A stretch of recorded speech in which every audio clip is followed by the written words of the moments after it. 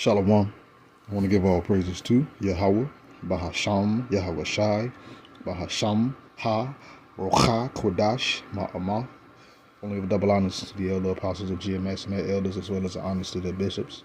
I also want to give a double honors to my elder apostle, Aharawan Ban Yasharallah of the Lions Den Camp here in Jacksonville, Florida, as well as honors to my bishop, Canucks, An Ban Yasharallah, also of the Lions Den Camp here in Jacksonville, Florida.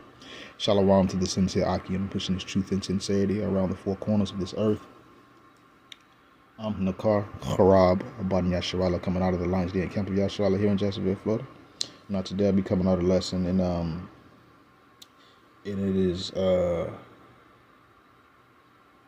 inspired by the recent happening when Jake went with these Edomites to an island, and they came back, and he didn't come back with them, but his phone was with him. But and then that whole little process of what happened, and now there's a lot of convoluted, vague, and ambiguous happenings. What I'm saying, around the people that were involved. Everybody privated and deleted social media platforms or whatever they did with them, and then they just magically lure it up. So that tells you right there that some ill intention actually happened, and it was planned, and I'm not saying allegedly, it was planned. That's why it happened that way, because Yahweh Bashim Yahushua made it happen that way. That's why. So anyways, but nonetheless, a lot of our people, 2/3 in particular, they like to be buddy with Aisha, and they don't know, nor do they consider, or maybe they don't care that this devil is our enemy. This nigga been our enemy since the womb, since Cain and Abel, Agag, Haman. These mother hubbing Edomites been our enemies since day one, and Jake, our people, still try. Salaki, let me go ahead on put that on halt right now. Jake still tries to be these devils' friends. Still want to lock in with them. Still want to be around them and want to feel like they made it when they're in their neighborhoods and in their environment. Our people are stupid. This is Hosea chapter 4, verse 6. It says, "My people are destroyed for lack of knowledge. Because thou hast rejected knowledge, I will also reject thee, that thou shalt be no priest to me. Seeing thou hast forgotten the law of thy God, I will also forget thy children." So our people are destroyed for lack of knowledge. Jake is literally out here dying because he don't know what's going on. He's literally falling for traps and pitfalls that this devil sets because our people have a lack of knowledge. They reject knowledge. Anything that's beneficial, anything that's wise, anything that can help them, they reject it, even in the slightest form. Even in the slightest form. So because they reject knowledge, guess what? The Lord has rejected them so that there wouldn't be a priest so that 2/3 of our people would be of any value to the Lord, to the Most High right now. He still love them. They his people. But he got to deal with them in a very harsh manner because they refuse to listen. He gonna have to judge them and bring them back in a righteous mindset in the kingdom, and then they'll be good. But right now they wicked over here. And with what's going on, since a lot of our people reject knowledge and the Lord reject them, a lot of the times, a lot of our people's children die horrible deaths. And the Lord don't step in and he don't protect. That's why it says, "Thou hast forgotten the law of thy God, I will also forget thy children." So the Lord ain't protecting 2/3 of our people's children. So that's why we have all these happenings. Jake go off with somebody, next thing you know, they end up hanged. They just magically just disappeared off the face of the earth, and nobody know what happened, but they still got phones and other stuff of that person disappearing, a Jake person. But Jake still want to run around and try to be buddy with this devil, and get mad at you when you be like, "Hey, you know that's an enemy. You fraternizing with the enemy, right? You know that anytime when he find a reason, he gonna fall upon you and try." As a matter of fact, yeah, I'm gonna get that too. That's in Sirach. But he finds a reason, he gonna try to destroy you. But our people don't. They just, oh no, they all no, they all bad. All Edomites is evil. Bump that. Ain't nobody being nice today. Ain't no allegedly. I ain't saying none of that. Niggas is wicked. And 2/3 of our people always want to be right long beside them. Talk about not all of them.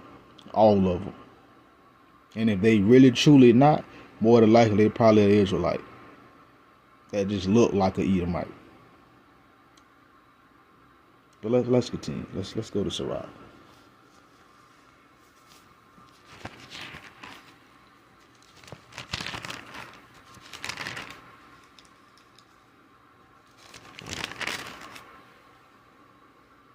This is Sirach chapter 12, and I'm going to start right at my point. Verse 10. It says, never trust thine enemy, for like as iron rusteth, so is his wickedness. So just like iron is guaranteed to rust when you leave it out in the elements, water, heat, sun, erosion, all that stuff happening, it causes iron to oxidize and starts to rust. The Lord says, don't trust your enemy. Because just like, again, iron is guaranteed to rust, your enemy is guaranteed to try and harm you at some way, at some point. And they always looking for an opening or a reason of trying to provoke you to do whatever. And in the provocation of an enemy, that's also the enemy attacking you, trying to provoke you to get you to, I won't say act out of character, but employ a different aspect of your character. The aspect of your character that comes out when somebody just don't understand that you're not playing.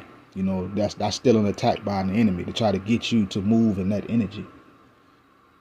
But you don't trust these mother hubbards. I'm sorry.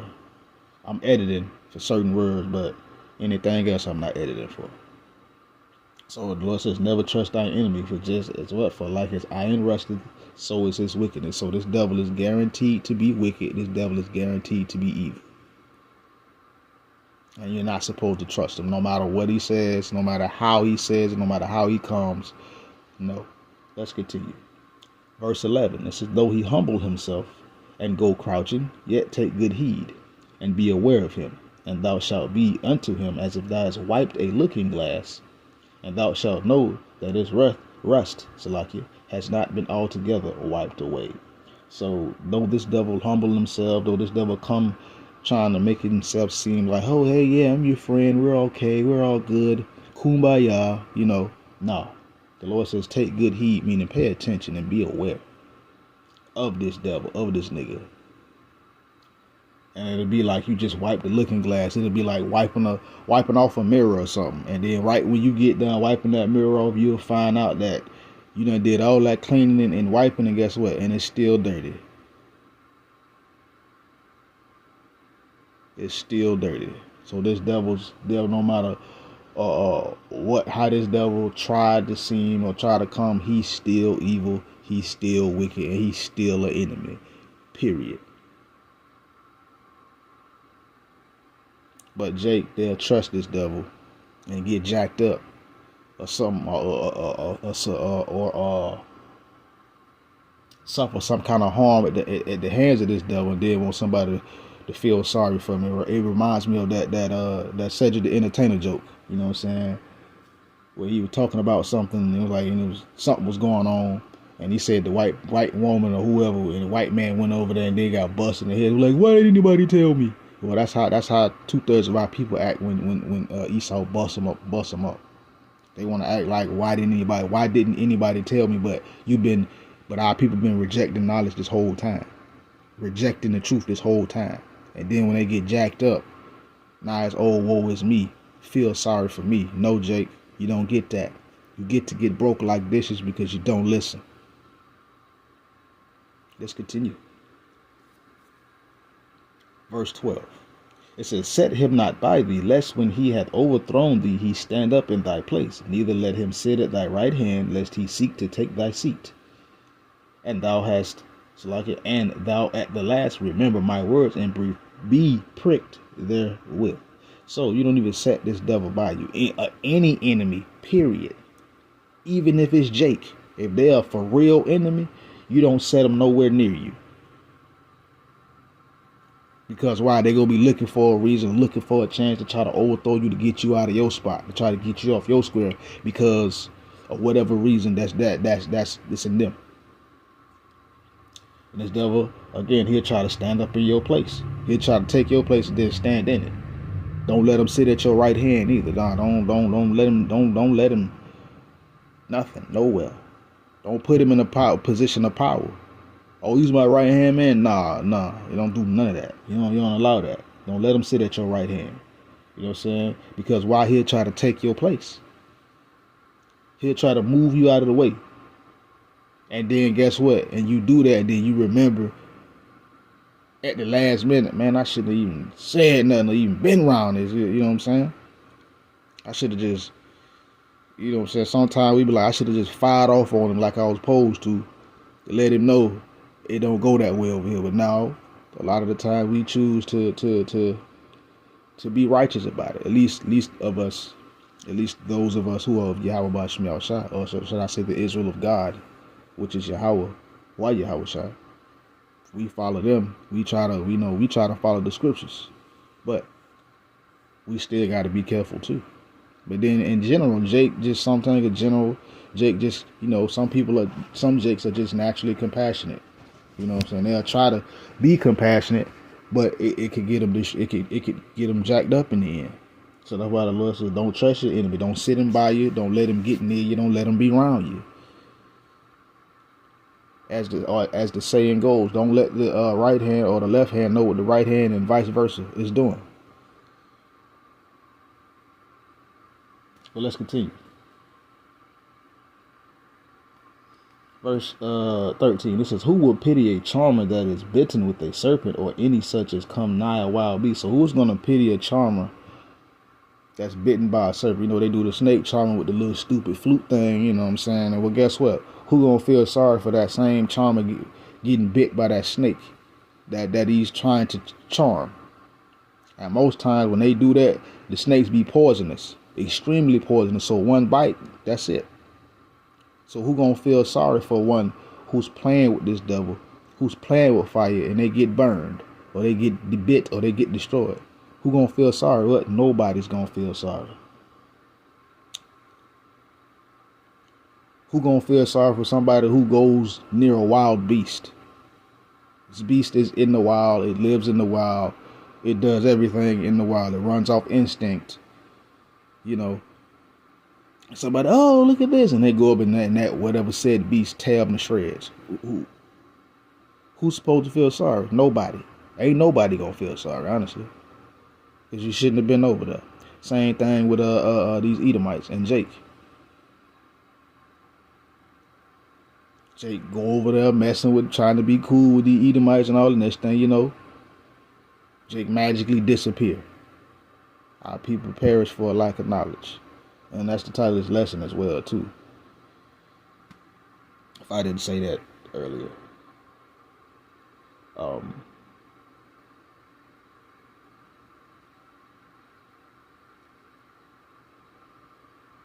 You know what? Verse 14. It says, "So one that goeth to a sinner and is defiled with him in his sins, who will pity?" So again, you going around messing with somebody, or going to a sinner, and you get defiled with their sin, and you indulge and you join in what they're doing. Guess what? You're gonna be defiled, and that's what Jake do. They wanna go to the sinner Esau and be defiled with his sins, and guess what? Who gonna pity when it's time for judgment? Nobody. Nobody's feeling sorry.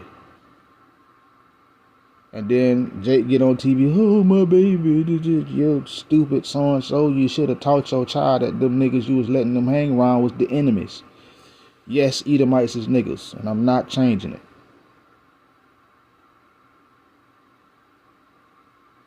That's where our people learn to be niggas from. Our people didn't learn that on their own. They learned that from this devil. And now they walk around niggerish, ignorant, enemies. So guess what? When it's time to be judged, who gonna pity them? Nobody's gonna pity them, because they gonna catch it. And guess what? It's their fault. 2/3 of our people, it's their fault. They gonna catch it by Yahweh Ba'Shem Yahushua. But this is not about Jake. This is about this devil.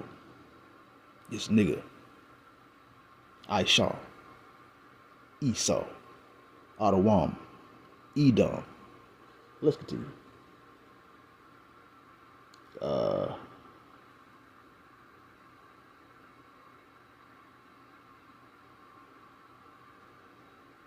You know what? Yeah, I'm gonna leave it right there. I'm gonna leave it right there. No, let's just go ahead and keep going. Verse 15. This is for a while he will abide with thee, but if thou begin to fall, he will not tarry. So again, an enemy, they'll be around. They'll oppose like, oh no, we cool, we all right, ain't nothing against you. They'll abide, but the first time you start to fall, you start to trip up or something happens, guess what? They'll dip. They won't hang around you. Because they're enemies.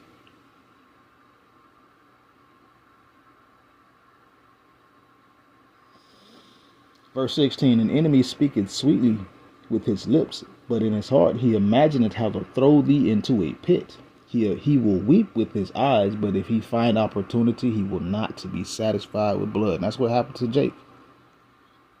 An enemy will speak sweetly when you're around him, but in his mind, he really trying to come up with a figure out. I like to say figure late because that's just, that's just some Jake stuff. He figurating how to throw you into a pit, how to cause your downfall, how to shed your blood. He's thinking that. And if he find any opportunity, he is not going to be satisfied with your blood. I mean, if he find any opportunity to do something to you, he going to do it. Or if he think he got an opportunity, he going to do it.